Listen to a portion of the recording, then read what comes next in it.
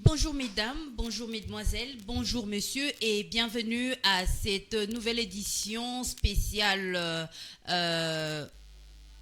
Merci beaucoup. À cette édition spéciale La Transparence qui reçoit pour vous aujourd'hui en direct de la radio Sven sur 89.3 MHz www.svenmedia.info. Pour ceux qui nous suivent sur Internet en direct de la radio Sven, nous recevons aujourd'hui le président de M23 qui est le coordonnateur et adjoint de l'AFC, M.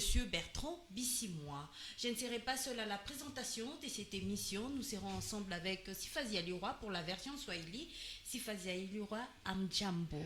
Amjambo sana Madam Judith Asina, amjambo kwa wasikilizaji wote ambao wanakuwa sasa kwenye Radio 7 kwa kuweza kufuata kipindi ambao kwa siku ya leo tutakuwa naye kiongozi Bertrand Bisimwa ambaye anapatikana kwenye studio ya Radio 7 ambao kutakuwa maswali tutaweza kumswali pamoja na wasikilizaji ambao wanakuwa nyumbani wanaweza pia kutuma maswali za kwao, anakuwa disponible kuweza kujibu kwa maswali ya wasikilizaji hata kwa maswali yetu sisi wapasha habari, ambapo ni mimi naye Judith Asina tunakuwa kwa utangazaji kwa kuweza kukupatia mwangaza kidogo, kwa sababu tunayo watu wa Bukavu. Kunakuwa maswali mengi kabisa wanakuwa wakijiswali kuhusu movement ya M23 na kuhusu Alliance de Fleuve Congo. Wasikilizaji wanakuwa kabisa na mambo mengi ambao wanakuwa wakijiswali, lakini kwa leo mtaweza kupata mwangaza kwa sababu tunakuwa naye coordinator makamo ambaye anakuwa ni Bertrand Bisimwa. Mtaweza kufuata maelezo kamili kwenye kipindi hiki. Merci beaucoup monsieur Bertrand Bissimois. Bonjour. Bonjour madame. Alors vous êtes président des M23 et coordonnateur adjoint de l'AFC M23.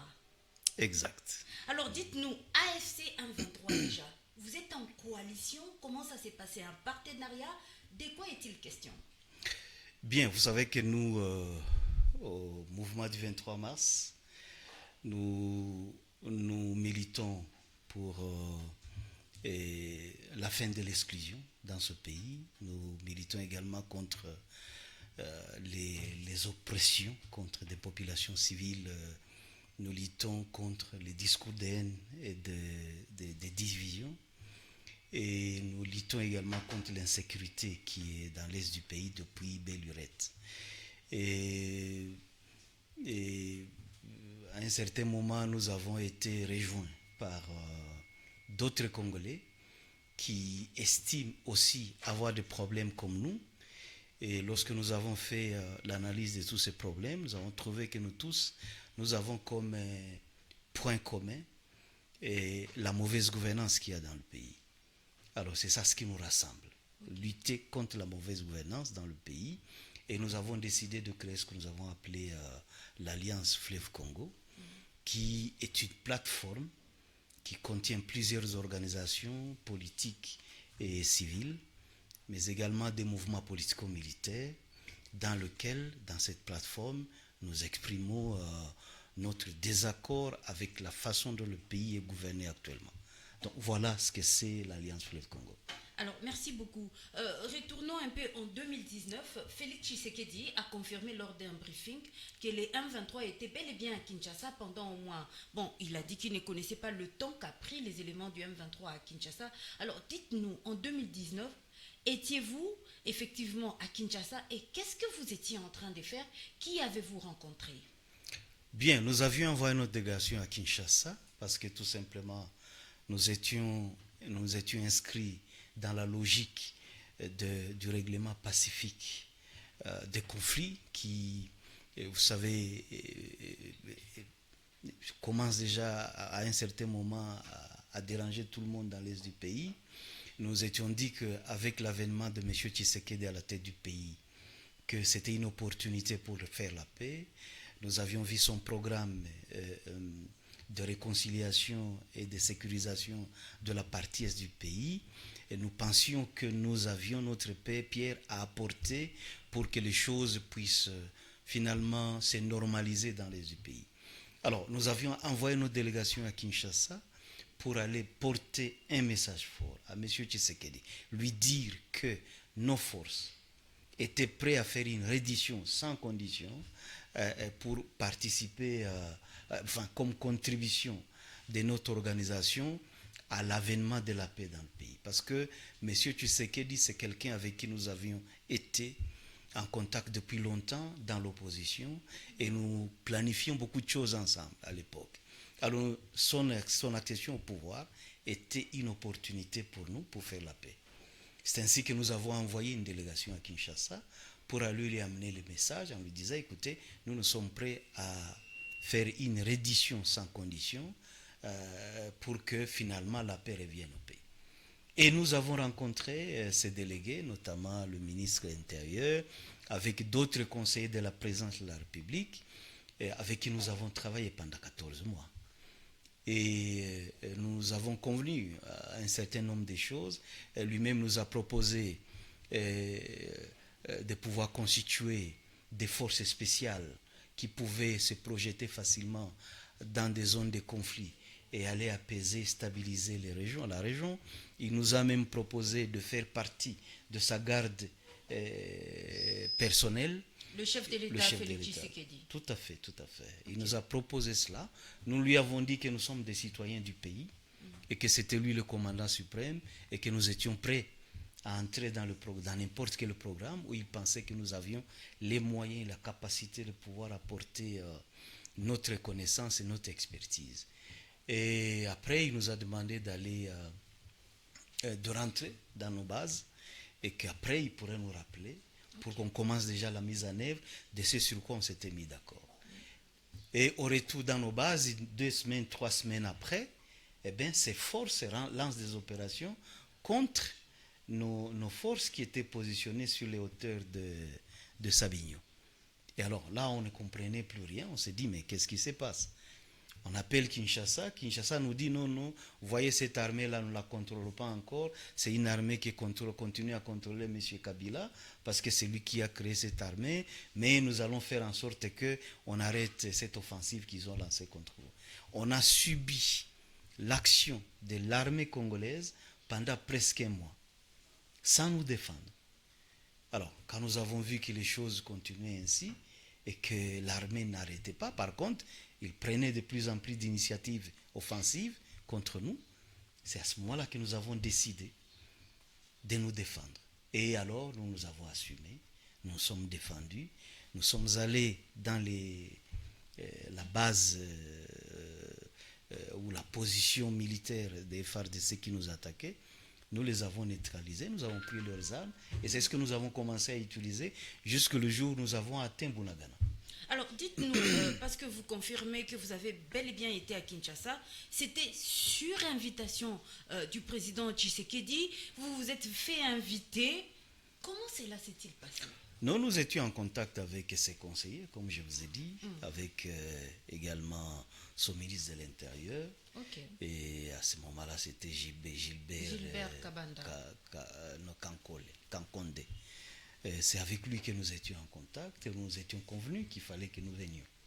Donc voilà, nous ne sommes pas partis à Kinshasa par... Et donc vous n'avez pas rencontré Félix Tshisekedi en personne, ce n'était que ses conseillers? Non, vous savez, dans ces choses-là, comme il s'agissait d'une délégation que nous avions envoyée, moi-même je ne faisais pas partie de la délégation, mais j'ai envoyé mon équipe là-bas et qu'il a rencontré le ministre de l'Intérieur, celui qui gère la sécurité du pays. Et avec des conseillers personnels de M. Tshisekedi, dès lors qu'il les délègue et qu'il délègue son ministre de l'Intérieur, ça signifie que c'est lui-même qui... Parce que nous sommes dans une république. La république fonctionne à travers les commis de la république, donc les ministres ainsi que les autres mandataires de l'État qui fonctionnent pour l'État. Sifazi Aliroy. Kiongozi Bertrand Bisimwa, tunasikia kwamba zamani hapo awali tulikuwa tukiona ni movement ya M23 ndio imekuwa, lakini kwa sasa après un temps tuliweza kuona kuna kuwa hiyo Alliance des Fleuves Congo iliweza kupatika, inaonekana kwa sasa hatujui ni kwa nini mmeweza kujiunga pamoja ili kuweza kuforme hiyo muungano ya pamoja, na ingine eske hamkuforme hiyo ni kwa sababu kuna kwa makubaliano ambayo mliweza kuchukua na Rais Felix Tshisekedi, lakini makubaliano hayo haikuweza kufanyika, ndio maana mmeweza kuamua kujitenga naye na kufanya movement nyingine? Sisi tunakuwa chama ambao kinakuwa tangu awali, na ni chama ambayo inapiganisha unyanyaso wa wananchi. Unajua leo kunakuwa ndugu zetu ambao wanakuwa ndani ya refugee camps nje ya nchi, ambao wanateseka huko na nchi haiwashughulikie. Hakuna watu ambao wanashughulikia wale watu, na ndani ya nchi watu kama wale wanafuatiliwa kufatana na sura yao. Wanawasema hawa sio Wakongomani, ni Wanyarwanda.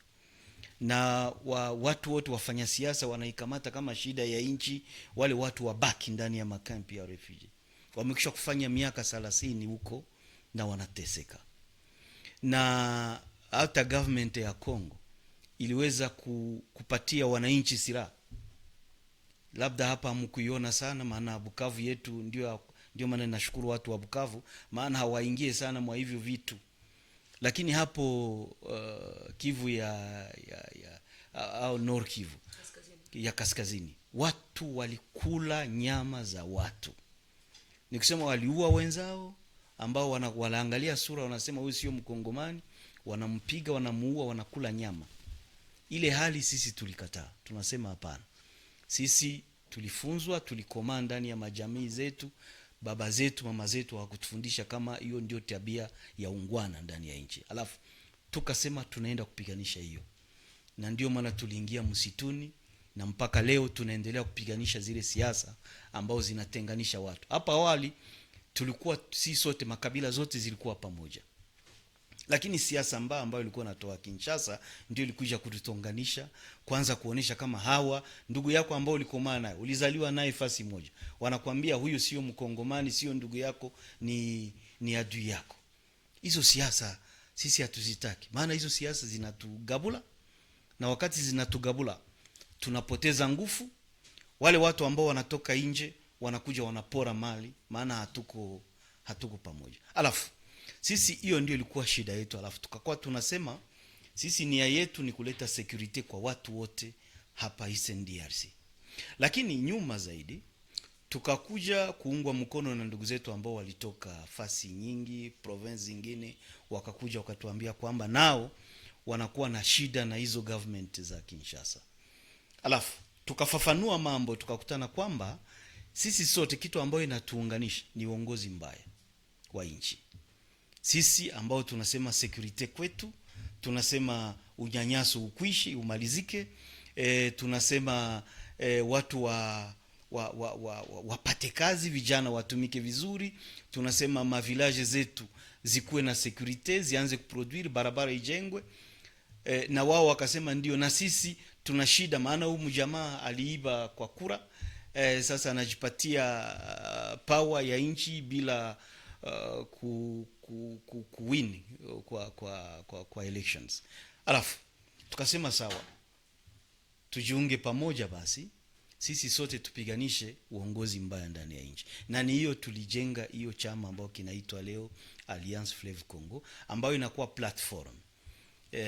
Platform ni kusema kila watu wanakuwa humo ndani, kunakuwa mouvement politico militaire kama zetu, kunakuwa maparti politiki, kunakuwa pia ma regroupement associatif, notamment za societe civile na wengine, ambao tunakuwa pamoja, tunaunga nguvu pamoja. Lakini kila watu wanakuwa na organization zao ambao wanatoka hapo. Alafu ndio hii tunajenga, na ndio inaongozwa na bwana Corneille Nanga kama coordinator. Mimi ninakuwa makamo wake kama coordinator, pia ambao anahusika na mambo ya siasa na diplomasia. Kunakuwa pia Fredi Kaniki ambaye pia ni mtoto wa South Kivu, ambaye anahusika na mambo ya kipesa na madini, tuseme kipesa na uchumi. Ni hivyo ndio tunatumika. Na kama niweza kufuata kwenye speech ya kwako, umeweza kusema mnakuja kuweza kupiganisha unyanyasaji, na kunakuwa d'une part mu République démocratique du Congo kunakuwa ma inégalité sociale kwa sasa. Nyinyi mnaweza kuambia wasikilizaji ambao wanatufuata kwenye Radio Sven ya kwamba mtaweza kumaliza hiyo ma inégalité sociale ambazo zinapatikana kwa sasa katika nchi ya Jamhuri ya Kidemokrasia ya Kongo? Sisi tunakuwa kama mkono mmoja ambayo inafanya, lakini mkono mwingine ni raia wa Kongo ambao wanapasha nao kusimama kupigania haki yao. Watu hawezi kubaki wanaketi wanadhani kwamba haki yao itatoka kwa wazungu, itatoka sijue kwa nani. Hapana. Sisi tuko Wakongomani, tuko raia.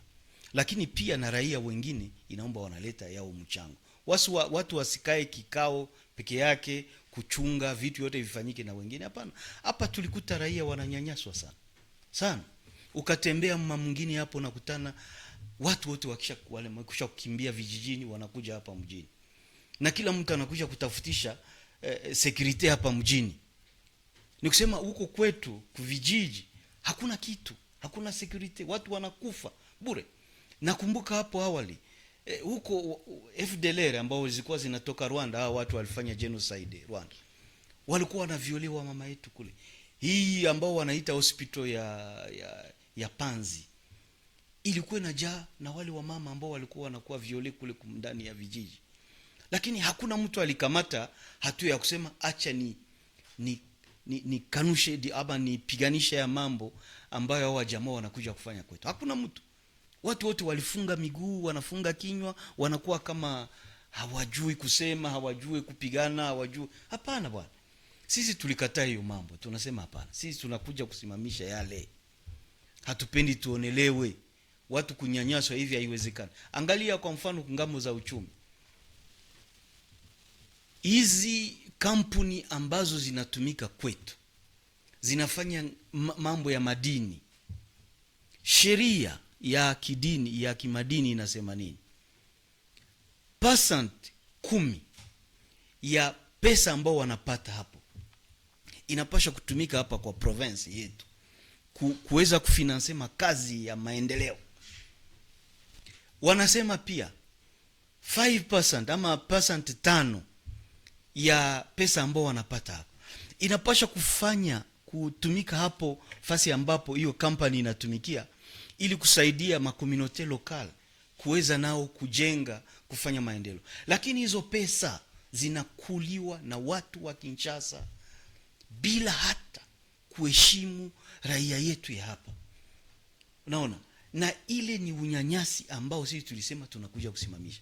Tunataka ile haki ya watu wa South Kivu iheshimike na tutaiheshimisha. Kiongozi, kwa sasa mambo ya usalama mdogo kunapatikana, kama unaweza kuregister, kuna kwa vikundi mbalimbali ama magroup ambayo zinapatikana kwenye matarafa mbalimbali ambao zinakuwa zikiweza kutatiza wakaaji. Nyinyi ambao mnakuja kwa sasa, eske mtaweza kumaliza hayo yote na kuforme iwe ni jeshi moja ambayo itakayotumika ili wakaaji waweze kubaki katika usalama? Wa vijana wetu walidanganywa sana. Na nilimfuata hapa mjamaa ndugu yetu ambao wanaita Foka Mike ama Kaasha, ambaye alichukua vijana wetu anawaingiza kwa hivi vikundi ambao wanaita wazalendo. Anawadanganya uzalendo sio kuua mwenzako mkongomani. Sio uzalendo. Uzalendo sio hiyo ambao walikuwa wanafanya. Na wale watu wengi wao ndio wakati jeshi likimbia hapa, wakati jeshi nakimbia hapa, wanakamata, wanawapatia silaha, wanapatia wale watu silaha.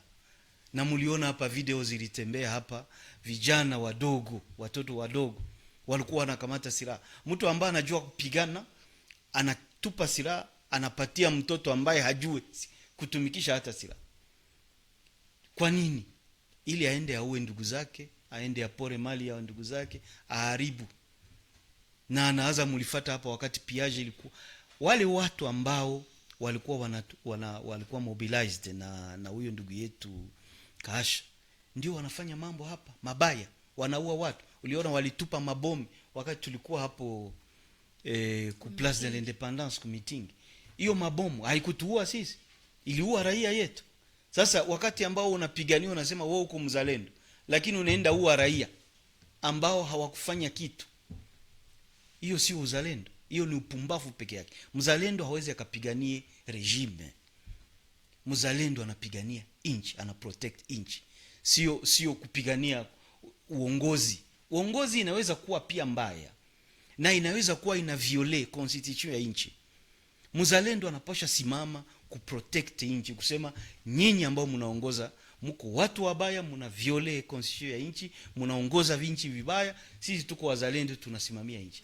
Lakini huyu uzalendo wa upumbavu ambao tuliona hapa, ya kwenda kunyanyasa raia, ya kwenda kuua raia, ya kwenda kupigania pesa. Maana wale watu kila mara wakati wanaenda kufanya hiyo uzalendo wao, wanawapa pesa ili waende, na wakati wanafika huko wanachukua videos, wanatumia watu Kinshasa, wanasema unaona tumefika hapa, mtume pesa, wanatuma pesa. Naona hiyo sio uzalendo, ni ujambazi na ni kufanya ubandi peke yake ndani ya mji.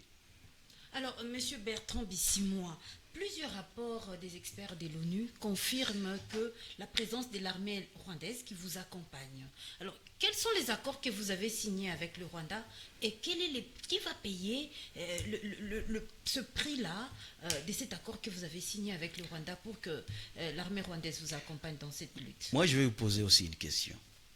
Qui va payer la facture des forces de la SADC qui ont été ici chez nous? Qui va payer la facture des forces des Nations Unies qui sont restées ici chez nous pendant plus de 22 ans et qui n'ont rien fait?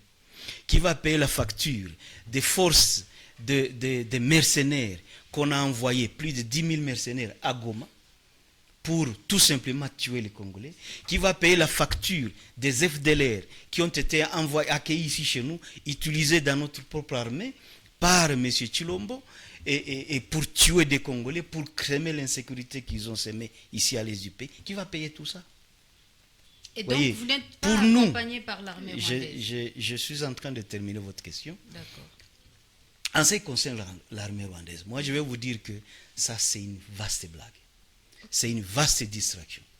Chilombo qui a invité autant d'armées à l'est du pays pour tuer sa propre population et pour mener la guerre contre les pays voisins, il vous distrait avec ce qu'il appelle un ennemi commun, qui s'appelle aujourd'hui le Rwanda. En fait, on crée un ennemi commun aux Congolais pour distraire les Congolais, pour justifier la débâcle sur le plan militaire. Écoutez, si Chilombo pensait que l'armée rwandaise était réellement sur le sol congolais, moi je vais vous poser la question. Pourquoi son armée, lorsque nous avons pris Goma, pourquoi son armée a fui vers le Rwanda? Si c'est le Rwanda qui était réellement sur le sol congolais, pourquoi l'armée congolaise, les FARDC, ont fui vers le Rwanda? Pourquoi ils nous ont fui, nous, qui sommes des Congolais, qui étions sur le sol congolais? Pourquoi ils ont refusé de venir et faire la reddition chez nous, mais ils ont préféré aller faire la reddition au Rwanda? Ils sont là dans des camps au Rwanda où ils sont gardés. Peut-être c'est question de confiance. Hein, justement, question de confiance. C'est humain. Je voulais vous entendre parler de ça. Ils ont confiance au Rwanda, mais ils n'ont pas confiance à l'armée congolaise qui est constituée par nous, qui sommes à Goma. Ils préfèrent aller au Rwanda. Ça signifie justement que ce n'est pas le Rwanda qui les combat au Congo. Que c'est plutôt nous, les Congolais, qui les combattons, mais ils entretiennent un discours contre le Rwanda, mais qu'en réalité, ils se sentent mieux au Rwanda, ils se sentent bien protégés par le Rwanda. Donc voilà la réponse qu'on peut donner par rapport à cette question. Il n'y a pas de force rwandaise sur notre sol. Ce que nous faisons, c'est une révolution des Congolais. Okay. Et nous n'avons pas commencé aujourd'hui. Et nous avons commencé il y a bien longtemps, depuis 2006.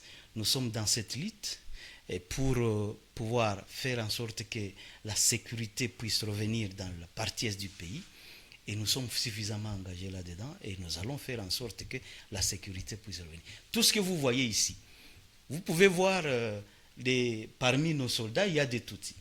On vous a montré à Kinshasa, on vous a dit que les Tutsis, ce ne sont pas des Congolais, que c'est des Rwandais. C'est tout à fait normal que quand vous voyez les Tutsis dans notre armée, vous dites que c'est des Rwandais. C'est comme ça que tout le monde a instrumentalisé cette question-là. Ils ont même mobilisé des jeunes Congolais dans ce qu'ils ont appelé des groupes armés, des groupes Ouazalendo, pour cibler les Tutsis, parce qu'on les présentait comme le mal du pays, comme des étrangers.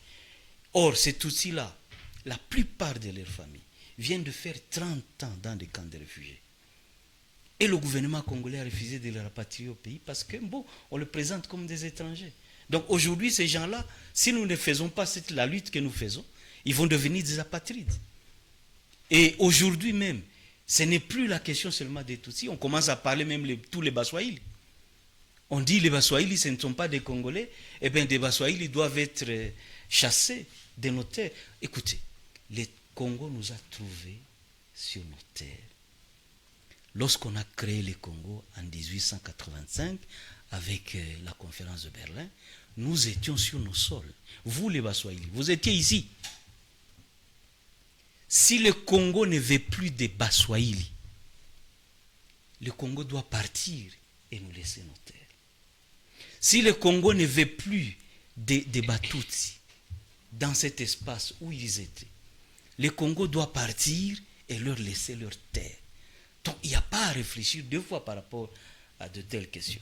Alors, l'AFC M23, parlons justement du meeting que vous avez soulevé en Swahili. Vous avez tenu votre meeting qui s'est soldé par des morts.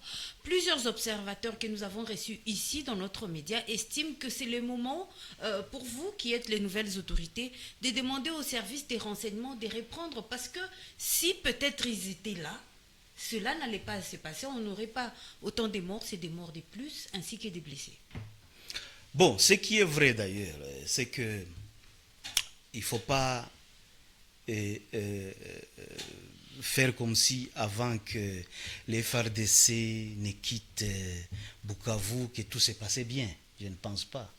Moi, j'ai tous les rapports des ONG, des Nations Unies, où il y avait des assassinats ici, il y avait des vols, il y avait ce que nous on appelait en Swahili kuonelea watu. Et vous ne pouviez pas passer sur la route avec votre téléphone, on vous le ravissait. Les gens ne se promenaient plus.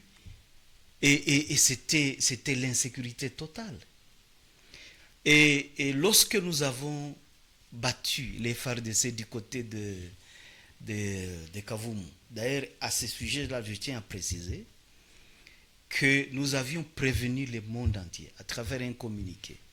Et à ce moment-là, nous étions à Goma, nous étions à Minova, nous étions à... Non, nous n'étions pas encore à Goma, mais nous étions encore, voilà, nous étions à Rutshuru, nous étions à Nyiragongo. Les FARDC faisaient voler des avions à partir de l'aéroport de Kavumu et l'aéroport de Goma. Et vous savez, vous tous vous les voyez, les Sukhoi, que tout le monde était en train d'applaudir, et les drones. On les faisait voler à partir de ces aéroports-là pour venir nous harasser dans les espaces où nous étions.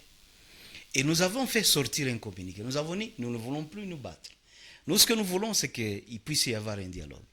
Et nous avons dit, si ces avions continuent à voler de ces aéroports-là, nous irons là-bas pour neutraliser ces avions-là. Bon, évidemment, comme toujours, Kinshasa, il se prend pour des gens qui sont nés, qui sont sortis peut-être de la cuisse de Jupiter et qui sont spéciaux par rapport aux autres. Eh bien, ils ne nous ont pas laissé le choix. Ils ont continué à utiliser la même aviation et les mêmes aéroports pour tuer les populations à l'intérieur des lignes de front dans nos espaces. Et alors, nous avons pris la décision de les mettre en exécution notre communiqué. C'est ainsi que nous avons pris l'aéroport de Goma, et nous avons pris également Goma. Nous avons pris l'aéroport de Kavumu. Et malheureusement, pour nous, lorsque nous avons pris l'aéroport de Kavumu, les FARDC qui étaient là, et qui venaient de nous attaquer avec l'armée burundaise, ont pris fuite. Et en prenant fuite, tous ils sont venus ici à Bukavu. Et ils se sont concentrés ici à Bukavu. Mais comme ils s'aimaient l'insécurité ici, j'ai vu la lettre de l'archevêque de Bukavu qui avait écrit au gouverneur en lui disant, mais écoutez, ces forces ici sont en train de créer de l'insécurité ici et ils risquent même de créer la guerre dans la ville. Est-ce qu'il n'y a pas moyen que vous puissiez dégager la ville? Comme ça, au moins, on a la sécurité dans la ville. Ces forces ont dégagé. Et j'apprécie également la contribution de la société civile qui avait fait pression et ces forces sont parties. Nous sommes restés en dehors de la ville. Vous vous souvenez que c'était un vendredi qu'ils sont partis. Toute la journée de samedi, la ville était livrée à des pillages par des bandes armées, des gens qui portaient la tenue FARDC, des gens qui portaient des armes que les FARDC venaient de leur donner. Il y avait également quelques FARDC qui étaient encore dans la ville, mais également avec quelques Ouazalendo, qu'on présentait comme des Ouazalendo, qui commençaient à... et des enfants qui étaient armés. Et c'est cela qui nous a poussé à dire non. Il faut qu'on arrête cette histoire-là. Parce qu'on a reçu beaucoup de coups de fil des gens qui étaient dans la ville en disant, mais écoutez, mais les pharisiens sont déjà partis, pourquoi vous ne voulez pas venir? Mais nous, on ne voulait pas venir à Bukavu. C'est cela ce que peut-être la population ne sait pas. Nous ne voulions pas venir à Bukavu. Mais lorsque nous avons constaté, d'ailleurs nous avions même sorti un communiqué pour dire à la population de Bukavu, j'ai dit, mais organisez-vous, cherchez parmi vous. Mais comment la population allait s'organiser en ce moment-là? Il y avait la panique. Justement. Presque toutes les autorités étaient parties. Exact. Et ça crépitait partout. On ne savait pas qu'est-ce qui s'est passé exactement. Exact. Vous avez raison. C'est parce que c'est justement cela qui nous a poussé le dimanche à prendre la décision de venir. C'est ainsi que nous sommes venus le dimanche. Nous sommes entrés dans la ville sans combat. Et nous avons été heureux de voir la manière dont la population nous a accueillis. Et c'est là où on a compris que les gens avaient soif de la sécurité. Les gens avaient soif d'un État qui prenne leurs problèmes en charge. La population avait besoin que finalement, qu'ils puissent avoir des garanties sécuritaires qui peuvent lui permettre maintenant de se construire. Ça, nous l'avons compris. Et c'est ainsi que nous avons dit, non, écoutez, nous assumons nos responsabilités et nous sommes en train de les assumer, bien qu'il y ait encore des problèmes que nous avons dans la ville, mais nous sommes en train de les gérer de telle sorte que nous puissions nettoyer la ville de toutes les armes qui ont été laissées ici. Il y a des gens qui gardent les armes dans leur maison et qui sortent la nuit pour aller insécuriser les autres. Il y a des gens qui vont encore piller, qui tuent encore dans la ville. Et nous sommes dit, nous devons prendre en charge toutes ces questions-là, y compris même des questions de développement. Parce que nous avons décidé ceci. Face à ce que nous avons en face de nous, comme pouvoir irresponsable, qui ne s'occupe pas des problèmes des sociétés, nous avons décidé de nous prendre en charge. C'est-à-dire d'organiser nos communautés locales à se prendre en charge, à prendre en charge leurs propres problèmes. Et nous allons démontrer que cela est possible, que nous pouvons nous organiser localement et définir un avenir pour nos enfants. Alors, avant d'accorder la parole à Sifazi Duroy, puisque vous avez déjà entamé la question du dialogue, nous voyons l'AFC dans presque tous vos communiqués. Il y a un paragraphe réservé au dialogue avec le président Félix Tshisekedi, donc la partie Kinshasa. Qu'est-ce que va viser ce dialogue et quel format ce dialogue peut-il prendre? Bien, pour nous, ce qui importe plus, c'est que ce sont les causes profondes des conflits. Nous disons qu'il faut que nous puissions nous poser la question de savoir quelles sont les raisons qui poussent chaque fois à semer l'insécurité dans les pays. Vous voyez, quelles sont les raisons qui font en sorte que aujourd'hui les gens fuient nos villages pour venir rester en ville où on commence à faire des petits morcellements de 2 mètres et 3 mètres pour avoir là où mettre la tête. Qu'est-ce qui fait que les gens quittent le village où il y a tout, là, il y a de l'espace, il y a des opportunités de faire du travail de l'autre côté, mais qu'ils viennent se concentrer dans la ville? Qu'est-ce qui pousse ça? Quelles sont les causes de ça? Nous devons tabler sur ça pour faire en sorte qu'on les résolve. Quelles sont les causes qui font que nos compatriotes fuient le pays tous les jours? Lorsque vous allez en Ouganda, il y a plus d'1 million de Congolais qui sont en refuge là-bas. Qu'est-ce qui pousse nos compatriotes à fuir le pays? Qu'est-ce qui pousse d'autres compatriotes à rester dans des camps de réfugiés, à être contraints de vivre dans l'exil pendant 30 ans et qui ne trouvent que la seule façon de pouvoir retourner dans leur pays, c'est d'aller avec les armes? Qu'est-ce qui justifie tout ça? Qu'est-ce qui justifie qu'aujourd'hui, on commence même à manger la chair humaine de notre compatriote? Qu'est-ce qui justifie que Kinshasa nous impose les discours de haine aujourd'hui contre nos propres compatriotes? Qu'est-ce qui justifie qu'aujourd'hui, que ceux qui contrôlent les minéraux du Congo, ce sont des groupes armés qui sont manipulés par des députés nationaux, des ministres nationaux qui sont à Kinshasa? Qu'est-ce qui fait qu'aujourd'hui notre armée, l'armée congolaise, n'en est pas une, malgré tout ce qu'ils ont mis là-dedans comme fonds? Voilà les questions qu'on doit se poser pour savoir trouver des réponses. Et ce sont ces questions-là que nous voulons mettre sur la table des négociations pour qu'on puisse tabler sur ça et trouver des mécanismes pour nous apporter la paix chez nous. Parce que nous avons besoin de la paix. Nous voulons que nos enfants puissent vivre. Moi, je ne voudrais pas, et ça je le dis tout haut, je ne voudrais pas que demain, mes enfants vivent le même calvaire que moi j'ai vécu pendant toute ma jeunesse jusqu'à aujourd'hui et qui m'a poussé à sacrifier ma jeunesse pour cette cause.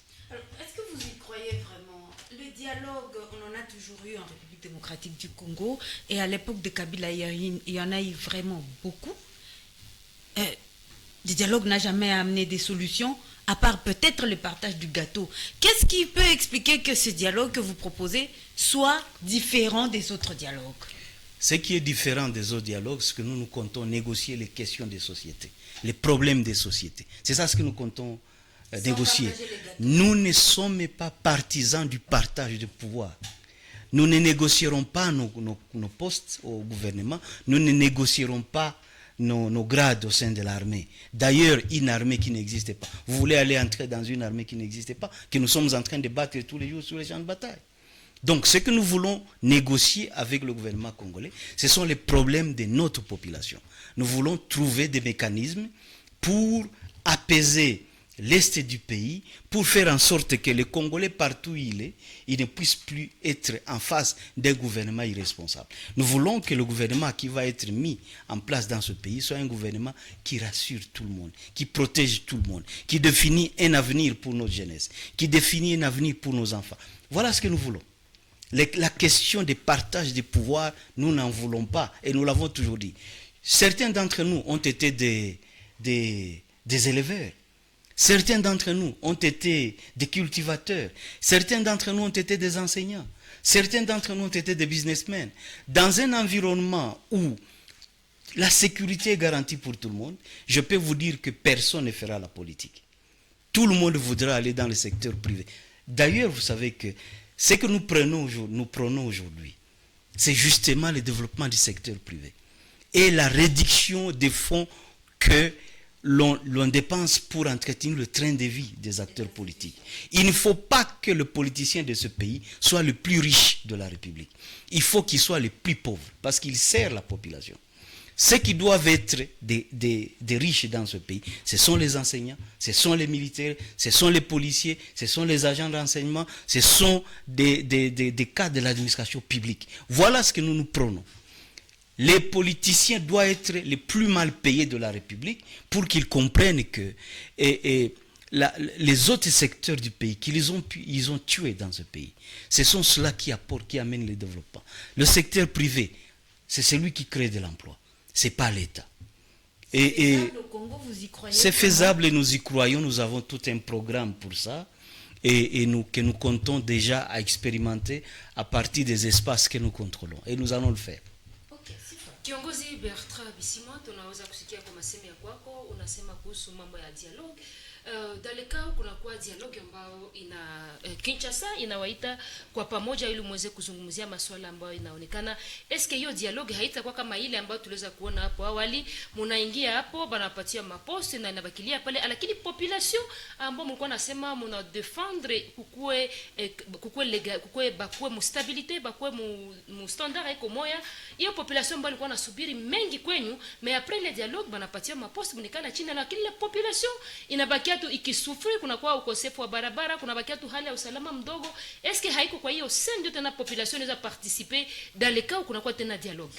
Sisi kama tunafika hapa fasi ambayo tunakuwa leo ni kwani tulikataa poste ambao walitupatia ndani ya gouvernement 2012 ou 2013, atuseme 2009 wakati tuli sign hiyo agreement ya Goma.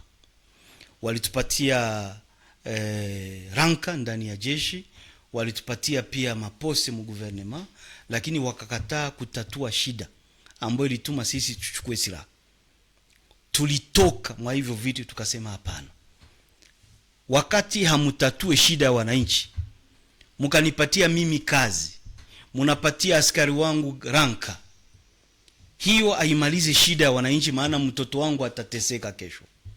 alafu tukatoka ndani ya hiyo government, tukatoka ndani ya jeshi, tukaenda pembeni, tukasema tunaomba shida zetu zitatuliwe. Na shida zetu sio sisi binafsi, sisi mimi kama Bertrand Bisimwa ama waaskari wangu, sio hizo, ni shida za wananchi wote ambao tulinegotiate hapo Goma.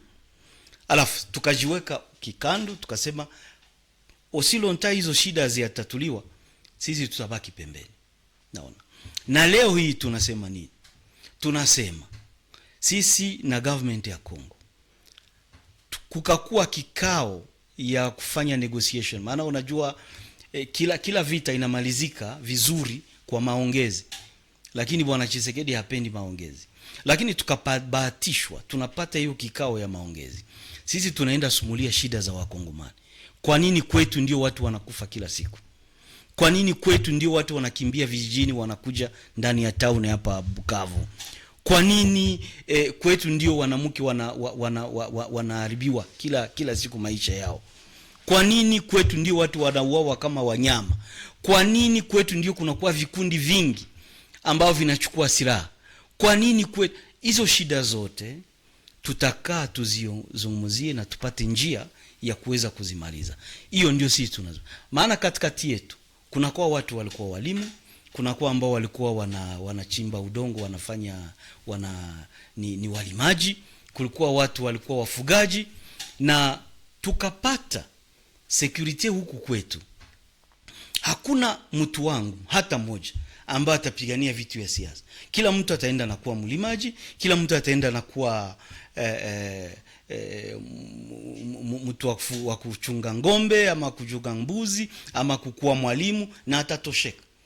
Maana sisi revolution ambayo tunafanya ni ya kuweza kugeuza mambo. Au wafanya siasa ambao wanapora mali ya nchi kila siku, tunataka sekta hiyo ya siasa ndio iwe ambayo tunaweka pesa ndogo kushinda sekta zingine.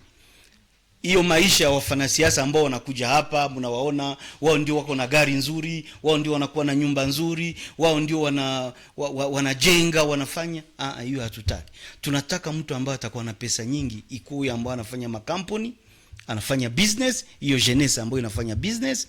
Tunataka watu ambao watalipiwa vizuri, wawe watu ambao wanatufundisha, walimu wetu ambao wanatufundisha kwa shule. Kwa probleme ya masir taxation huko, naona il y a des jeunes entrepreneurs anakuwa na besoin ya kufanya kazi, lakini anakuwa etufe na matax, na hiyo inatuma anarudia nyuma, na kwa sasa ndio naona vijana hawana makazi na wamingi wana envie kufanya politique parce que wanaona ni politique ndio nalipa vizuri kia kufanya entrepreneuriat parce que wanakuwa etufe na hiyo matax mingi ambayo inapatikana kwa sasa partout mu République démocratique du Congo. Revolution ambayo tunaleta ni hiyo mapinduzi. Ni kusema wale ambao walikuwa wanaonewa wako chini ndio wanapanda juu, wale ambao walikuwa juu wanashuka chini. Na ni kusema nini? Huyo minister ambaye yuko hapo, ambao anaiba mali ya watu, ambao anapokea sijui dola 100,000 ngapi hapo, atakuwa anapokea dola 100. Na mtu ambao anafanya kama yeye ni mwalimu, kama yeye ni askari, kama yeye ni polisi, kama yeye ni tuseme ni mtu wa administration ya serikali, wale ndio watakuwa watu wa pesa. Na wenyewe watatafuta kupata pesa nyingi zaidi, wataenda ndani ya makampuni zao, kila mtu anajenga kampuni. Na tutatoa hiyo vitu ya mataksi ya ovyo ovyo ya bure. Kitu ambao tunataka tuweze kuweka banki ambao zitakuwa zinapatia watu mkopo. Watu ambao wanajitia pamoja, vijana ambao wanapenda wapate pesa, wajitie pamoja, wajenge kampuni. Hiyo kampuni wanaenda kutumikia hiyo pesa huko ndani ya sekta mbalimbali, tuseme ndani ya sekta ya mulimo, ama sekta ya pesh, ama sekta ingine ya ufugaji na kadhalika, ama sekta ya maservice. Kuna kwa service nyingi ambao leo wanafanyizia watu na watu wanalipa pesa. Ni kusema tunataka wale vijana ambao watakuwa na akili ya kujenga makampuni ndio watu ambao wanalipiwa vizuri. Maana wao ndio watatujengea kazi ambao tutaweka ndani wengine vijana. Kiongozi, unasema mambo ya bank, niliweza kufata kwenye meeting yake Corneille Nangaa ambaye aliweza kuomba mabanki waweze kurudi na waweze kutumika kama kawaida hapa mjini Bukavu, na dalekao mabanki hazirudie kuna kwa ingine mechanism. La swali sasa na kwa nikijiswali kuna kuwa hiyo mabanki kama hazirudi na mnapatikana pesa ya wakaaji, eske hiyo haitakuwa perte kwa wakaaji? Namna gani mtaweza kusubventionner ili wakaaji waweze kupata hiyo pesa yao ambayo imeweza kupotea kwenye mabanki? Unajua watu wengi ambao wanatumika mwa sekta ya mabanki walikuwa wanatafuta sisi wakati utaingia hapa tuvunje banki tuchukue pesa za wananchi. Nadhani hiyo ni habari ambayo inabidi mjue, ili waweze kusema kesho kwamba hakuna gisi waliurushia wananchi pesa zao, maana sisi tuliiba. Naona, lakini tulikamata hatua ya kuweza protect hizo banki zote. Hakuna hata banki moja ambayo leo wanaweza kuambia kuna kuwa kufuli ambayo ilivunjwa. Hakuna, zote zinakuwa hapo. Ndio maana sisi tuliwaambia mfungue, mulipe watu pesa zao bwana, msidanganyi watu, mulipe pesa. Wanataka kutuchukua kama kisingizio ya kusema kama sisi tulivunja banki alafu hawawezi na wakalipe watu. Wakongomani wote ambao wanakuwa hapa Bukavu wanaweza wakatetea, hakuna banki ambayo ilivunjwa. Wafungue milango, warudishie wananchi pesa zao. Ndio maana tunaweka pressure. Kia kwanza, kia pili, sisi tuliwaambia kama mfungue banki zenyu tutawafungia, na tukishawafungia tutaleta watu wa mahakama wafanye procedure kama inafanyika, waende na tuchukue wale watu wa mabanki, waende wafungue hiyo banki, waangalie kitu gani inakuwa ndani, wapange kurudishia watu pesa zao. Kitu kia pili ambacho tutafanya ni kujenga banki za mpya, na tunakuwa tunaongea na watu wenyewe wanahusika, ni kuleta banki zingine zikue hapa, zikae hapa, zianze kufanya kazi, zisaidie wananchi. Na sisi kama serikali tutapatia wale watu wa hiyo banki za mpya, tunawapa facilite ili pesa zote za serikali zianze kupita kwa banki. Maana sisi tunaenda kuleta system ya mpya ya guichet unique ambayo itasaidia raia asiwe na hizi services zote kama environment, kama hygiene, kama nini, wote wanakuja kulomba mali kwa mwananchi ambaye anafanya business. Hapana, hiyo tulikataa.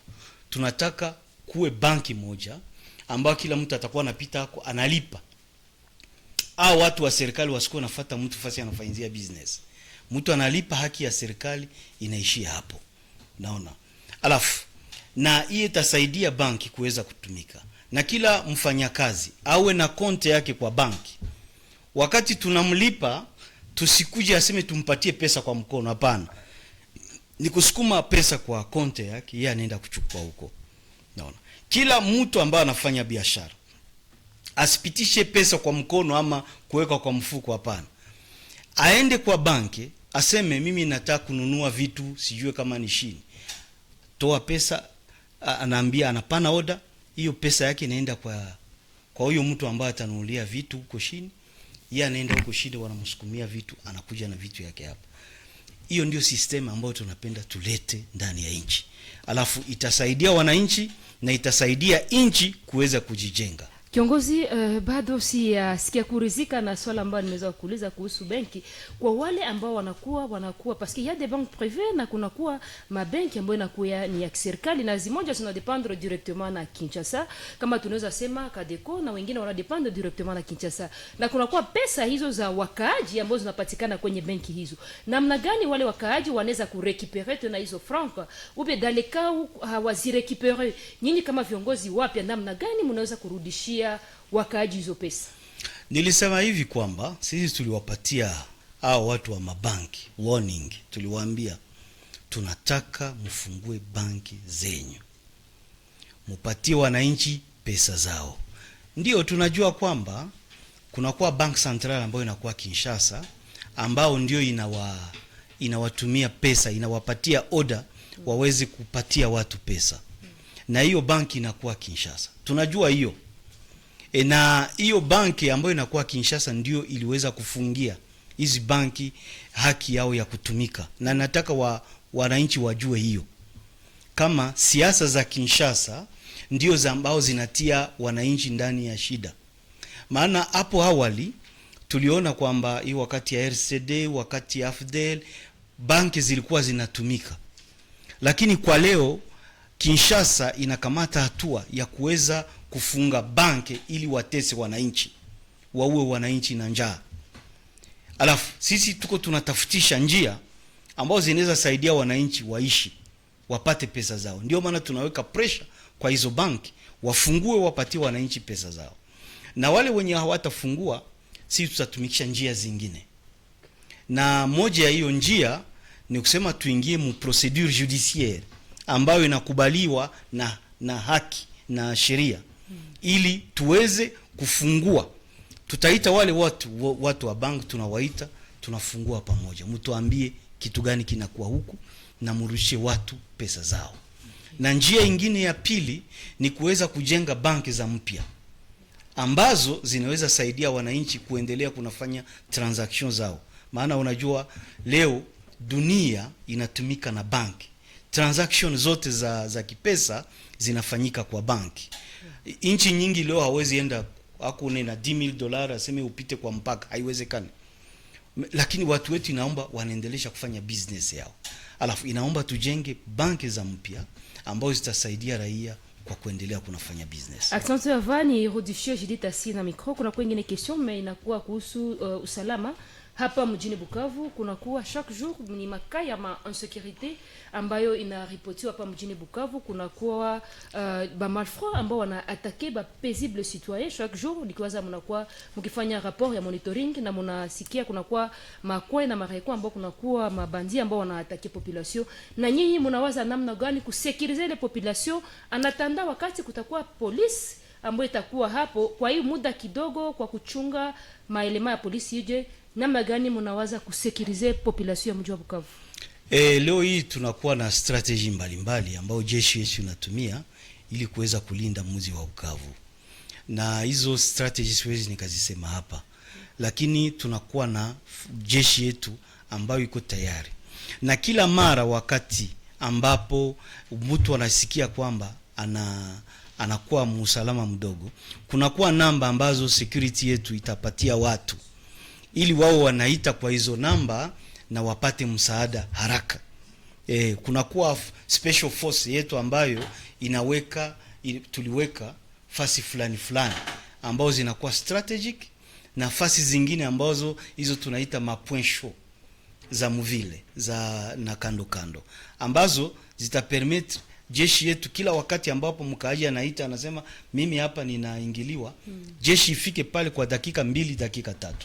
Naona hiyo ndio strategy ambayo tunapanga, lakini siwezi nikaenda zaidi ya hiyo, maana nitakuwa ninapatia adui hizo strategy na wanaweza wakaingia wanaharibu hiyo usalama. Shukrani sana. Naweza kurudishia Judith Asina microphone, lakini kuna kwa ingine swali le palais de la ménagère. Chakula hapa mjini Bukavu inakuwa ni kileta kabisa utata, watu wakaaji wanakosa namna gani ya chakula paske chakula mingi inakuwa kipandishwa bei, na wamoja wanasema hawajue wapi wanaweza kuenda na nyinyi. Kwa hiyo politiki yenyewe ambayo mnakuwa nayo pour le moment mji wa Bukavu, comment population itaweza faire face na hiyo je peux appeler même fléau parce ni njaa ndio inapatikana mena mjini Bukavu? Ndiyo, kitu kia kwanza ni kuambia wakaaji kwamba kupiganisha njaa ni kulima shamba, ni kufuga ngombe, kufuga mbuzi, kutengeneza barabara ili business ifanyike vizuri, chakula itoke huko kufasi ambapo inakuwa ifike mpaka mjini. Sisi program yetu ni kujenga barabara kutoka hapa kwenda Shabunda, kufungua hiyo barabara, kutoka hapa kwenda Walungu, kufungua, kutoka hapa kwenda Kale, kutoka hapa kwenda Mwenga, kutoka hapa kwenda Uvira. Ndio barabara ambao tunawaza kufungua haraka ili watu ambao wanakuwa huko, hivyo biashara ambao vinaozea ndani ya mashamba vije hapa watu wapate chakula. Ndio hatua ya kwanza. Lakini kwa leo tunajua kwamba Goma ndio ilikuwa inaletea watu chakula mara nyingi. Hiyo njia imekusha kufunguliwa ya maji. Imekusha kufunguliwa. Ni kusema watu wanaweza enda leo Goma ndani ya mabato, wanaenda wananunua chakula wanaleta hapa. Lakini hiyo ni ya muda. Barabara pia hii ya Kalehe mpaka Minova nayo tutaifungua. Nayo ikafunguliwa italeta chakula. Lakini kuweza kupiganisha chakula Bukavu ni kurudisha watu vijijini. Waende wafanye kazi. Ndio maana tulisema tunapenda vijana wa hapa wajenge companies ambao zitatumika mwa hiyo sekta ya agriculture, sekta ya élevage, watatumikia huko vijijini ili waproduire sana. Wakisha produire alafu barabara zitu tutanyorosha barabara nzuri, alafu wapite walete chakula hapa mjini watu wakule. Haisikilikane wakati mbuzi ama tunataka kula nyama twende tuinunue nje. Ama wakati unataka kula ugali wende ununue nje, hapana. Sisi tunakuwa province agricole ambayo inakuwa na kila kitu ndani. Tunaweza tukaproduire mchele, tukaproduire bunga, tukaproduire kila kitu ambao tunataka kukula hapa. Tunaweza tukaproduire kwetu, sio kwenda kukula vitu ya wazungu na wengine. Kitu ambao nitaka kuzungumzia labda kuswali hiyo, pia ni kuambia wakaaji. Maana nisikia watu wanazungumzia sana hiyo shida. Na hata kwa kanisa nilikuwa jana pastor alizungumzia shida ya magari ya watu. Shida ambayo tulikuta hapa Bukavu wakati tuliingia, tulikutana kunakuwa parking za serikali. Sisi tukadhani kwamba gari ambazo zinakuwa hapo ni gari za serikali. Hatukuwa tunajua kwamba kuma nyumba ya watu hakuna parking. Watu wanajenga nyumba hawaweki parking. Wanaanza chukua wote gari wanaenda kuacha ku parking za serikali, alafu wanakuja wanalala kuma nyumba. Hiyo ni siasa mbaya ya kujenga nyumba bila kuweka fasi utaweka gari yako. Hata barabara ya kufika kwako hakuna. Unakuwa unapita ndani ya nyumba ya nyumba ya mwingine juu ya kwenda kwako. Hiyo ni siasa mbaya. Alafu gari ambayo tulikuta hapo tukadhani ni gari za serikali. Alafu services zetu zikasema hizi gari tuziprotect, maana tutaweka governor ambaye atakuja kutumikisha hizo gari. Lakini tukasikia kwamba mwazile gari kunakuwa gari za wananchi. Na tulianza rudisha gari, kila mtu anakuja anasema gari yangu ni hii, analeta number plate, anatuonesha, analeta hiyo carte rose, anaonesha gari yake na wanampa. Okay. Lakini gari za serikali zibaki hapo zifanye kazi ya serikali. Alo tunaomba wananchi wote ambao wanakuwa hapa. Kila mtu ambaye anajua kwamba kuna mtu ambaye alichukua gari yake, apite kwa services zetu, aende kwa gouverneur ama aite kwa namba ambazo zilisha kupewa kwa watu, aite, apane ripoti. Alafu wamuitishe akuje kuangalia gari ambazo zinakuwa hapo, angalie kama kuna kwa ya kwake. Si possible kama namba hizo tunaweza kuzipatia usi wakaji? Ndio, tutakisha kipindi tutawapatia hizo namba, maana zinakuwa na watu wa security wetu ambazo wataweza kuwapatia ili muwe mnazipatia wananchi wawe wanafanya hizo reclamation kila mara hapo. Kila mtu ambaye anajua alikamatiwa gari yake. Sisi hatukukuja hapa kuchukua gari za watu, hapana. Sisi tulikataa maisha mazuri ya kujitegemea sisi wenyewe kama binafsi. Tukaingia kwa msitu. Tulifanya hii miaka yote msituni. Tulikuwa hatuna magari, na kama tulipata gari moja tulikuwa tunaitembelea sisi sote. Na wakati tunafika hapa hatuishi nyumba za watu. Tunaishi kwa hotel na tuna pesa, tunalipa. Okay. Sisi hatukukuja hapa kuchukua vitu vya watu, hapana.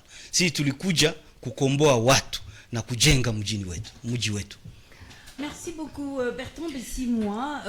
Vous avez déjà entamé la vie quotidienne de la population et c'est ça la vie. Nous avons entendu le coordonnateur de l'AFC, M. Corneille Nanga, dire qu'il va s'impliquer pour que les activités de la Bralima reprennent. Et qu'en est-il des petits commerçants qui ont perdu, qui ne savent plus rien faire parce qu'il y a eu pillage, hein, vous l'avez dit le samedi? Nadhani hiyo ni swala kubwa.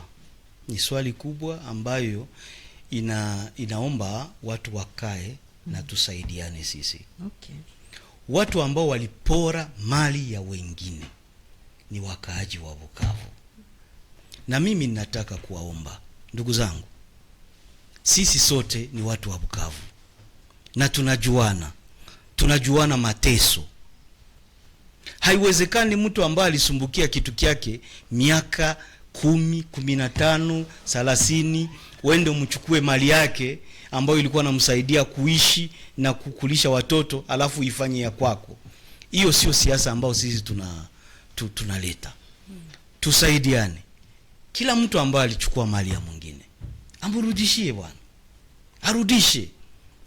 Niliona hapo Goma kuna watu ambao walirudisha vitu vya watu ambao walichukua wakarudisha.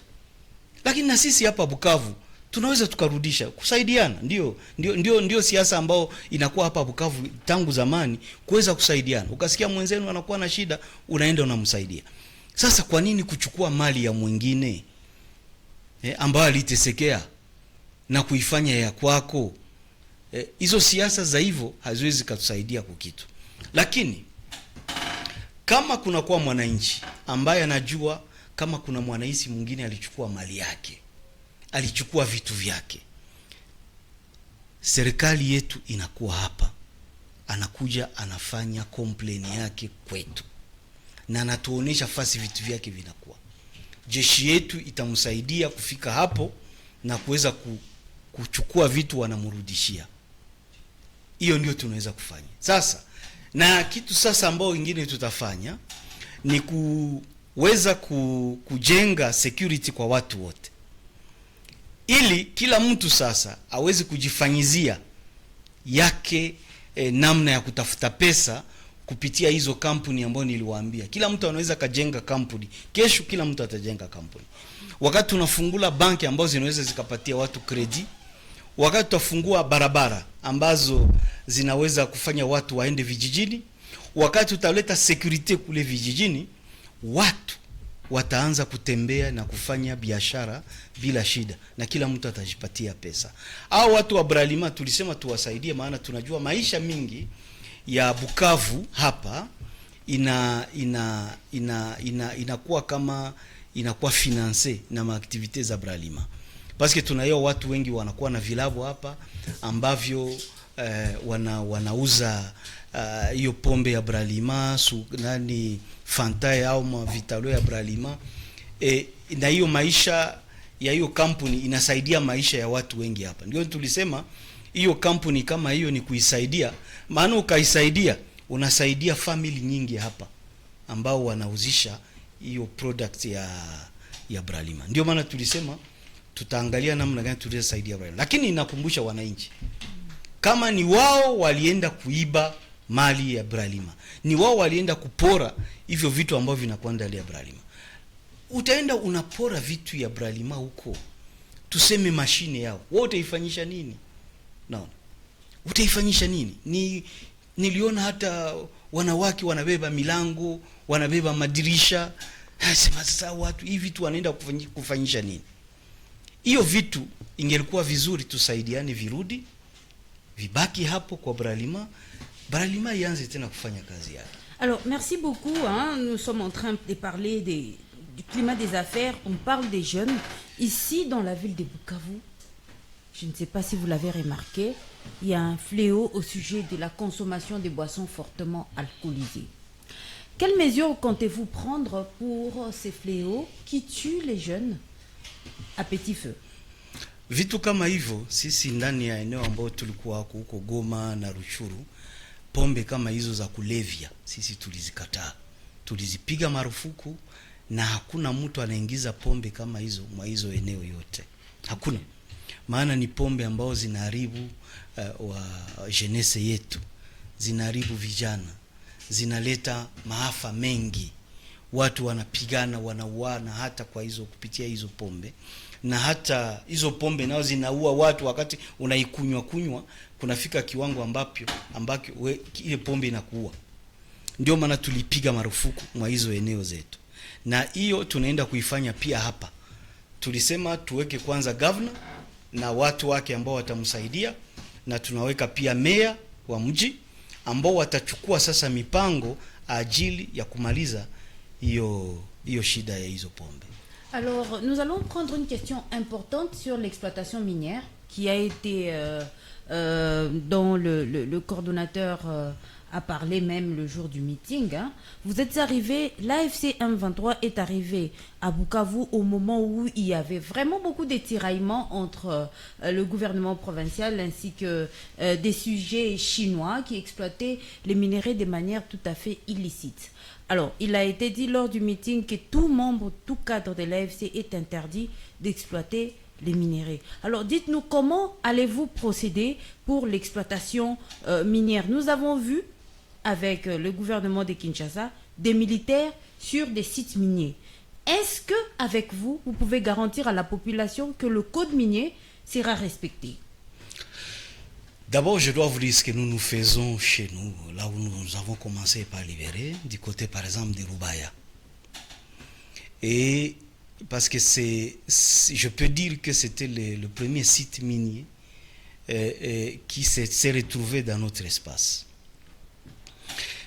Nous avons interdit aux cadres de notre organisation, aux militaires de notre organisation, de se retrouver dans ces sites miniers. Il est interdit aux cadres de notre organisation de faire les business de minéraux. Interdit, totalement. Nous sommes arrivés à Rubaya, lorsque nous avons libéré Rubaya, nous l'avons libéré pourquoi? Parce qu'au départ, nous ne voulions pas entrer là-bas. Parce que nous savions que cette question des minéraux de Rubaya allait en quelque sorte obstruer la cause pour laquelle nous nous battons. Alors, mais lorsque les Burundais, l'armée burundaise, avait commencé à entretenir des camps d'entraînement, des groupes armés au maniement des armes blanches pour les infiltrer dans notre espace et tuer notre population à l'aide des armes blanches, nous avons décidé d'aller à Rubaya pour chasser l'armée burundaise qui était là, pour chasser les Imbonerakure qui exploitaient les minéraux, avec tous les groupes armés où il y avait les Nyatura, il y avait les Pareko, il y avait tous les groupes armés en fait. En fait, ce que vous ne savez pas, c'est que le gouvernement congolais qui utilisait ces groupes armés, il était incapable de les payer, alors il les payait en leur donnant l'autorisation d'aller exploiter les minéraux. Vous voyez, donc c'était ça la réalité de cet endroit-là. Alors, nous sommes entrés là-bas pour chasser les groupes armés qui exploitaient et qui tuaient, parce que dans ces sites-là, c'est là où il y avait la plus grande criminalité. Nous avons fait en sorte que tous ces groupes armés quittent et nous avons laissé les mêmes exploitants qui étaient là, qui avaient été envoyés par le gouvernement de Kinshasa dans ces sites-là. Ce sont les mêmes qui exploitent les minéraux dans ces sites. Nous sommes restés autour du site, mais pas dedans. Nous avons organisé les exploitants de ces sites eux-mêmes pour qu'ils garantissent l'ordre à l'intérieur. Donc il n'y a aucun don militaire là-dedans. Il n'y a aucun policier de notre organisation là-dedans. Ce sont les citoyens qui se sont organisés. Okay. Alors, donc, et c'est ça ce que nous comptons faire un peu partout. Parce que nous ne voulons pas compromettre notre cause avec cette question-là d'exploitation des minéraux. Ça ne nous intéresse pas. Vous avez entendu dans tout ce que j'ai dit nous fondons notre développement sur le secteur privé, c'est-à-dire l'entrepreneuriat des jeunes, dans le secteur agricole, dans le secteur pastoral, dans le secteur de la pêche, ainsi de suite, dans les services. C'est là où nous voulons construire, c'est à partir de là que nous voulons construire l'avenir pour ce pays. Parce que les minéraux nous ont en quelque sorte corrompu la tête. Vous allez voir tout le monde qui est à Bukavu, non, minéraux. Mais parce que c'est une drogue. Qu'on a beaucoup d'argent avec les minéraux, alors qu'avec l'agriculture, il n'y a même pas des infrastructures. Les routes à dessert agricole, par exemple, il n'y en a pas. Comment acheminer toutes les productions agricoles? Vous avez justement vu ce que ça nous a apporté ici. Ce que ça nous apporte, c'est l'insécurité totale. Tout le monde a fui les milieux ruraux. Tout le monde a fui. Maintenant, tout le monde vient un peu s'entasser dans la ville où la vie est devenue invivable. La ville est devenue infréquentable, enfin pas infréquentable, mais est devenue saturée. Vous ne pouvez plus trouver une petite parcelle ou construire une maison. Parce que les gens construisent n'importe comment, en désordre. La ville est devenue sale. Moi, quand je suis arrivé au port de, je ne sais pas comment on appelle ces ports-là. Port et aussi. Oui, je pense que ça... Emmanuel, voilà, parce qu'on est venu avec le bateau Emmanuel. Mais j'ai été honteux, parce que j'ai amené des gens qui n'ont jamais été à Bukavu. Tous ces jeunes gens que vous voyez n'ont jamais été à Bukavu. Ils croyaient que Bukavu, c'était une ville propre. On est arrivé là, j'ai vu des bâtisses qui sont là, mais c'est honteux. La saleté que j'ai trouvée à l'entrée de la ville, c'est honteux. On ne peut pas être en train de s'asseoir sur autant de minéraux et avoir une ville sale comme ce que nous avons aujourd'hui. C'est honteux. Alors, je me suis dit que nous devons arrêter avec cette histoire-là des minéraux. Parce que j'ai l'impression qu'elle nous paralyse. Les minéraux nous paralysent la tête. Nous ne savons plus quoi faire de bon pour cette ville. Nous tous, nous sommes dans les minéraux et nous nous battons là-dedans. Chacun crée un groupe armé pour sécuriser sa petite portion de terre où il y a des minéraux. Et on se rentre dedans, on s'entretue et les FDLR s'en mêlent. Voilà ce que ça nous a apporté, les minéraux. Moi, je pense qu'il faut qu'on calme les jeux dans ces minéraux-là. Il faut industrialiser. Il faut une exploitation industrielle, mais on doit réorganiser ces secteurs-là. Ce qui doit être fait, c'est de ramener nos jeunes dans autre chose que les minéraux. Je vous dis, d'autres pays aujourd'hui vivent, ils se construisent des services. Les gens créent des entreprises pour offrir des services. Et ils se construisent très bien. Les gens se construisent à partir de l'agriculture. Je peux vous dire, dans cette East African Community ici, la plupart des produits qui leur permettent de vivre, c'est l'agriculture. Ils ont des grands marchés en dehors du pays, en Europe, en Asie, aux États-Unis, où ils vendent et ils ont de l'argent. Le pays comme le Kenya aujourd'hui, ils ne vivent que du tourisme. Et nous avons des sites touristiques, autant de sites touristiques. On a un espace beaucoup plus grand que celui du Kenya, que nous pouvons exploiter dans le domaine touristique et avoir de l'argent pour nous développer. Donc nous avons des potentialités ici que tout le monde a abandonné pour aller se ruer vers les minéraux qui sont devenus des drogues pour nous, qui nous paralysent. Quelqu'un qui a étudié, je ne sais pas moi, il a fait le droit ou bien il a fait, je ne sais pas moi, la pédagogie ou autre chose, mais il va dans les minéraux. C'est le grand chômage. Alors, il faut que l'on puisse faire vivre ce genre de secteur, autre que les minéraux, pour nous développer. Et vous allez voir, la population du Sud Kivu, c'est une population travailleuse.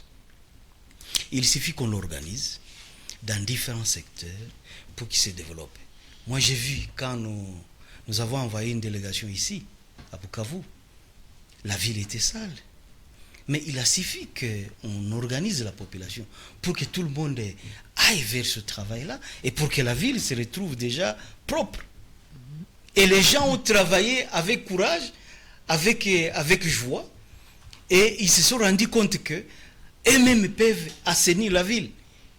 On a dépassé au Kéron. Moi, quand j'ai envoyé cette délégation ici, je leur ai donné $1000 comme frais d'émission. Et c'était une 50aine de cadres. Arrivés ici, ils ont travaillé. Et je peux vous dire que dans la remise et reprise qu'ils ont fait avec le gouverneur, ils ont montré qu'ils ont dépassé $600 dans tout ce qu'ils ont fait ici. Ils ont dépassé seulement $600 et ils ont remis au gouverneur $400 comme frais qui est resté, comme balance qui est restée dans les caisses. Alors, une question pour passer la parole à Sifa pour le Swahili. On ne peut pas ne pas en parler. Nous sommes au mois de mars, c'est le mois de la femme. En tant que coordonnateur adjoint de l'AFC M23, quelle est la politique, votre politique au sujet des questions des genres, au sujet des questions de la femme? Parce que la femme, c'est le nombre de femmes en République démocratique du Congo est un peu plus élevé que le nombre d'hommes. Et donc, c'est une question un peu plus majeure. Pour moi, pendant ces mois-ci, la femme doit montrer qu'elle mérite la place qui est la sienne. La femme doit se battre pour montrer qu'elle a les mêmes capacités que l'homme et que même elle peut faire mieux que l'homme. Sur le plan managérial, il a été démontré que lorsque la femme gère une entreprise, elle la gère mieux que l'homme. Il a été démontré que même dans nos petites économies de la maison, que lorsque vous donnez à la femme $500 et que vous, hommes, vous gardez les $500 autres dans votre poche, 2 jours après, vous hommes, vous n'avez plus rien. Mais la femme peut aller dans un magasin et vous achète un pantalon, elle vous achète un tricot, et même elle nourrit la maison pendant 1 mois. Il a été démontré comme ça. Je voudrais que les femmes ne puissent plus se considérer comme des êtres faibles. La femme doit démontrer qu'elle mérite sa place. La femme ne doit pas demander des faveurs aux hommes. La femme doit prouver aux hommes qu'elle mérite ce qu'on doit lui donner, qu'elle mérite sa place. Il faut que la femme travaille. Il faut que la femme montre qu'elle a des capacités à relever le défi. Moi, c'est sous cet angle-là que je vois les choses. Moi, je ne vois pas une femme qu'on doit porter, tout le monde porte les femmes, on dit, bon, voilà. Non.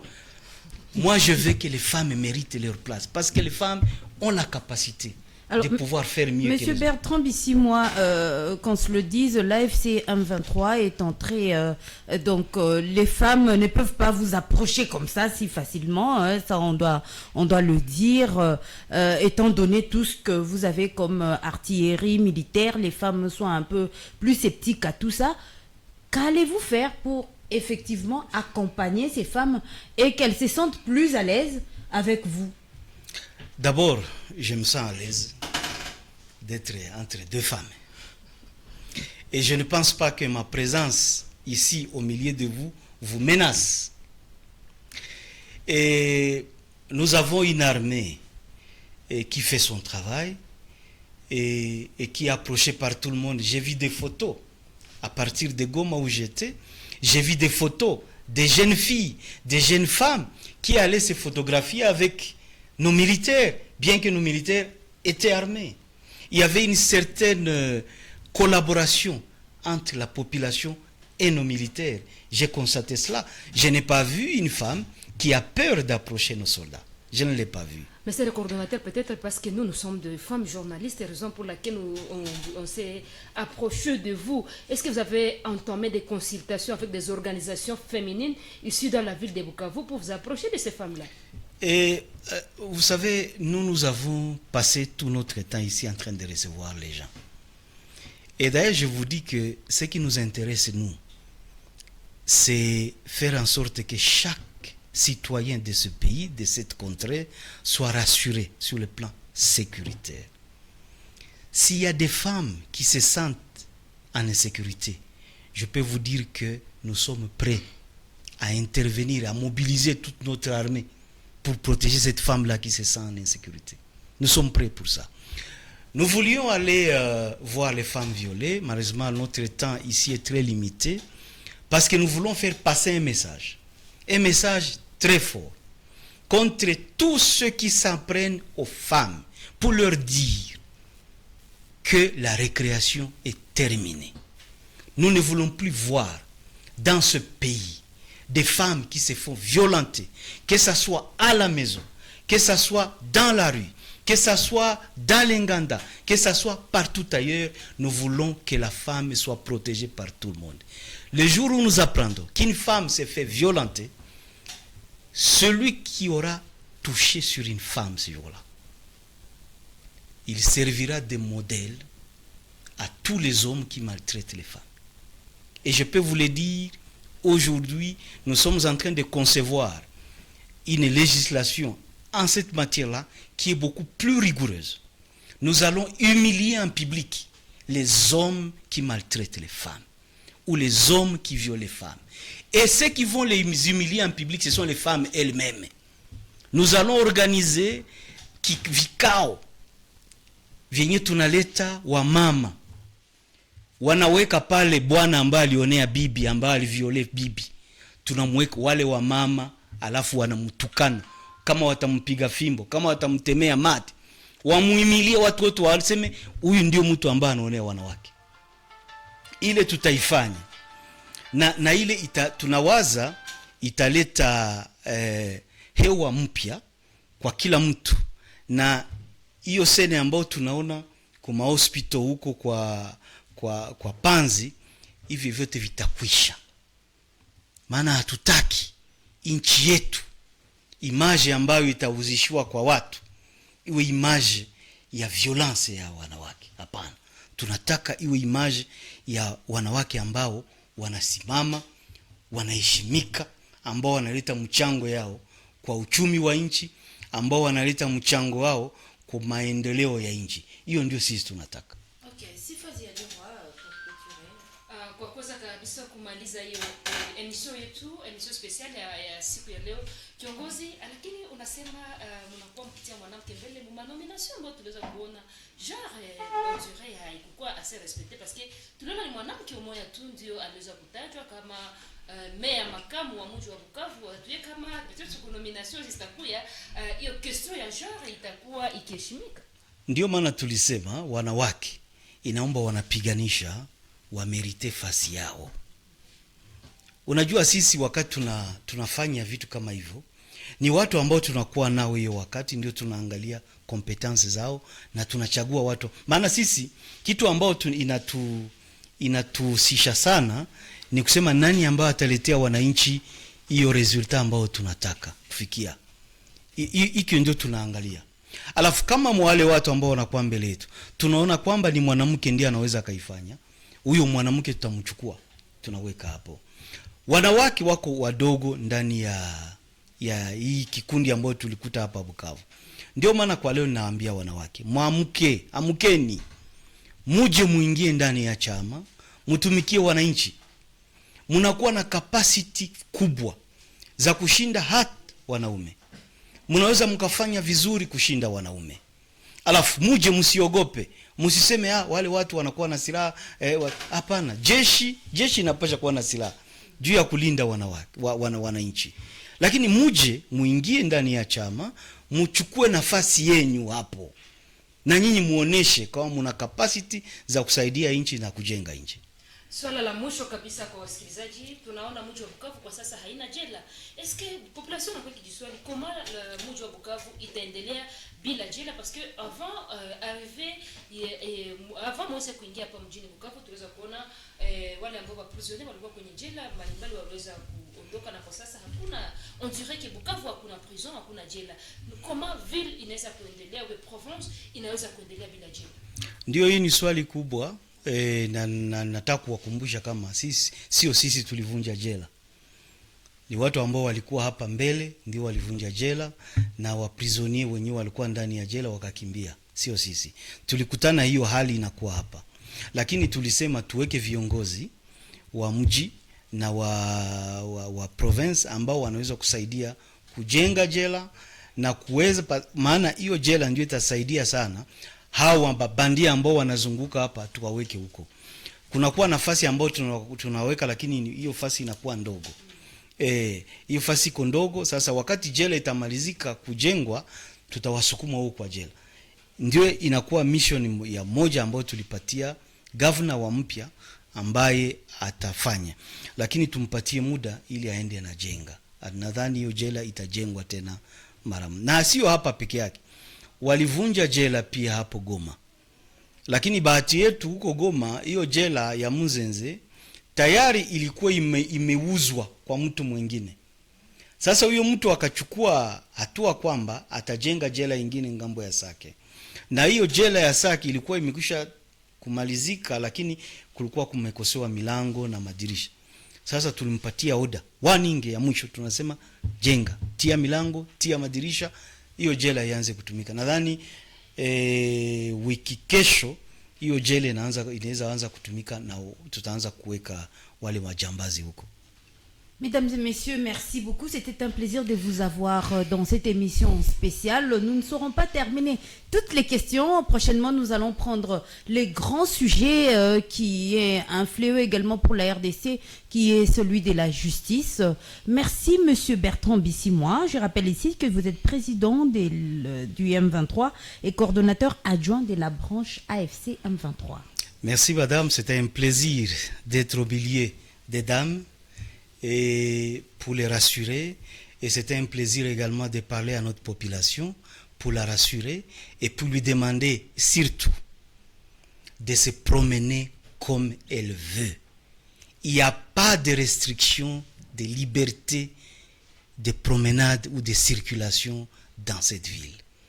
Hier, j'ai entendu ça dans mon église et il semble que les gens ont peur de se promener au-delà des 18 heures. Je leur garantis la sécurité après 18 heures. Les gens doivent se promener. Il ne faut pas que vous fassiez peur à vous-même. Quand vous vous promenez, vous défiez même celui qui menace votre sécurité. Alors, ayez le courage de reprendre vos activités, de vous promener comme vous voulez.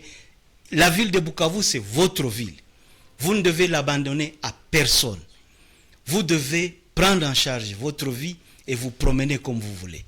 Voilà ce que je voulais adresser comme dernier message à notre population et lui remercier de nous avoir suivis. Merci à Siva Leroy avec qui nous avons co-présenté cette émission. Merci à vous, Judith Tassina. Merci à tous les auditeurs, auditrices de la Radio Sven. Merci à toutes et à tous et continuez à nous suivre sur www.svenmedia.info 89.3 MHz. Merci et à la prochaine.